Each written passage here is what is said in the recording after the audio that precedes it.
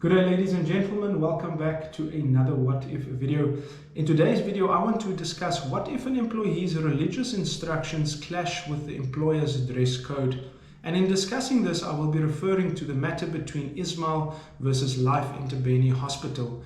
And in this case, the CCMA had to decide whether an employee had been unfairly discriminated against on the basis of her religion as a result of the employer's bare below the elbow policy. Now, the employee in this case was employed as a clinical practice pharmacist, and the bare below the elbow policy applied to her. This policy did not permit the wearing of long sleeves by employees who worked in general wards as well as the ICU. This policy arose from the employer's obligation to prevent the risk of infection to its patients, its staff, as well as visitors, and also to provide a sterile environment for all who access the hospital. Now, in this employee's role as the clinical practice pharmacist, she was required to perform the clinical ward rounds in both the ICU and general wards, and was therefore required to comply with the policy. In terms of the employee's religion, she may not expose her arm from her wrists to her elbows, and accordingly requested the employer that she be allowed to wear her full Islamic dress. The employer engaged and consulted the employee on the issue, and although the employee proposed alternatives, the employer did not want to budge on the issue, and as a result appointed the employee in the role of pharmacist, where the bare below the elbow policy does not apply. No changes, however, were made to the employee's remuneration. The employee was unhappy with the move to a pharmacist or being a pharmacist, and then referred an unfair discrimination dispute to the CCMA, where she argued that she'd been unfairly discriminated against because of her religion.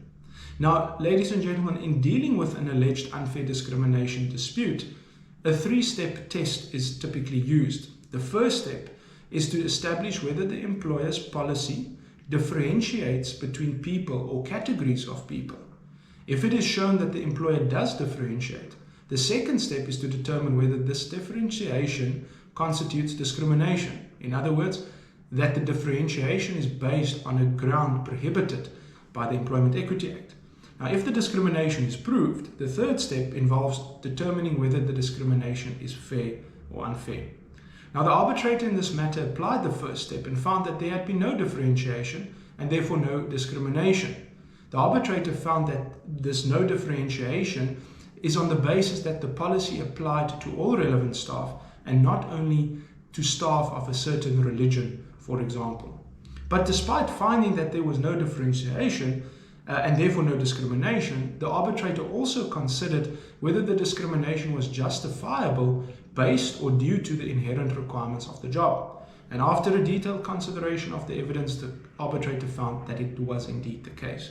And in this regard, the arbitrator held that, firstly, the employer's policy was reasonable and justifiable, and it had demonstrated why the employee was required to comply with the policy. The arbitrator held that the duties the employee required her making personal contact with patients, and was therefore an inherent requirement of the position that she comply with the policy. The arbitrator held that the employer's uniform and this specific policy did not differentiate between people, and therefore the second and third steps of the test for discrimination did not find any application. The arbitrator said that if the employer were to accommodate the employee by allowing her to wear disposable sleeves, as she recommended the employee herself, it would have to accommodate the other 322 employees who follow the Islamic faith, and this would impose undue hardship, specifically financial hardship, on the employer as well as the public, who would ultimately have to bear the costs. This would further pose an insurmountable operational difficulty for the employer. The arbitrator said that insofar as the employee alleged discrimination on a religious ground, the employer provided conclusive evidence that such discrimination was justified and therefore not unfair, and the employee's claim of unfair discrimination on religious grounds therefore failed. So in conclusion, ladies and gentlemen, this case again confirms that for a claim of unfair discrimination to succeed, the employer must have differentiated between people or categories of people, and that even if there is differentiation, the discrimination would not be unfair if it is capable of being justified, having regard to the genuine or bona fide belief that it is needed to fulfill the legitimate work-related purpose of the job. So therefore, in terms of policies dealing with, for example, dress codes, employers must give careful consideration to whether such policies differentiate between people or categories of people. And if it does, it is important that employers ensure that such differentiation constitutes fair discrimination.